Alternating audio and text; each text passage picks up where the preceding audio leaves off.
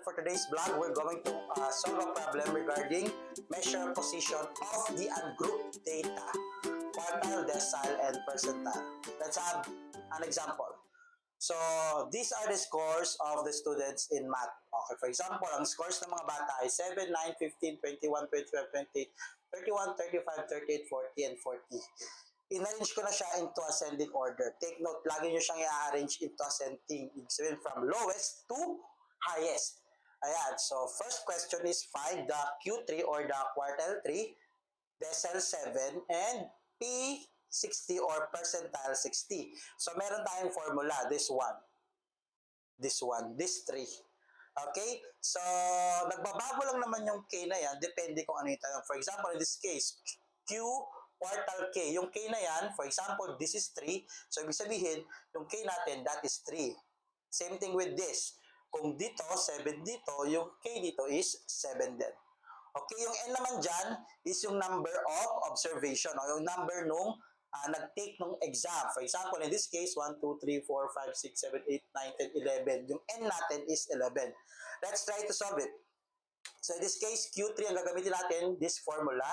So we have Q, that is 3, is equal to yung K natin, 3 over 4 times. Since 11 yan, so we have 11 plus 1. As simple as that. So Q3 is equal to 3/4 over 3/4 times 12. Madali lang. So, pwede natin ito i-simplify, oh. So, ito ay magiging 3. Tama? So, Q3 is equal to 9. So, ano ibig sabihin ng 9? 9, ibig sabihin pang 9. So, ano ba yung pang 9th element pang 9th scores natin? So, 1, 2, 3, 4, 5, 6, 7, 8, 9. Ibig sabihin, ang ating Q3 ay 38. As simple as that. Diba? Next, D7. D7 naman, so ito naman ang gagamitin natin. 10 kasi ang decile is inahati mo yung scores into 10. Okay, so we have D.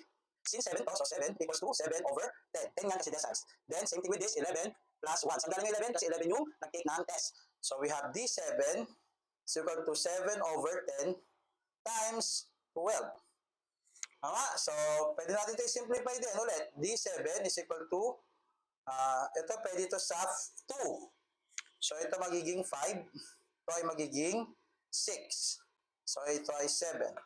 So, 7 times 6, that is D7. 7 times 6, that is 42 over 5. So, D7 is simply 42 divided by 5 is 8.4. 8.4 means 8. So, ibig sabihin, pang 8. So, ano yung pang 8? So, 1, 2, 3, 4, 5, 6, 7, 8. Ibig sabihin, ang D7 natin is 35. Last, yung percentile naman.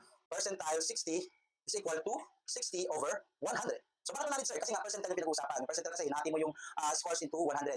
Okay? So, tapos 12, 11 plus 1. Same thing din kanina. So, P60 is equal to, since may 0 yan, pwede ka mag-cancel, oh. So, magiging 6 over 10. Ito naman magiging 12. Okay, so may pwede ka diyang gawin. So, ito, pwede ito. So, ito na lang tayo para mas madali. Ito ay magiging 5. Ito ay magiging 6. Divisible sila pareha sa 2. So, 6 pa rin to. So, 6 times 6, that is 36 over 5. So, 36 over 5 is equal to 7.2. So, round up to the nearest whole number, that is 7. So, ating pangpito ay 1, 2, 3, 4, 5, 6, 7. So, 31. Ang ating P60. Okay. That's all. Bye.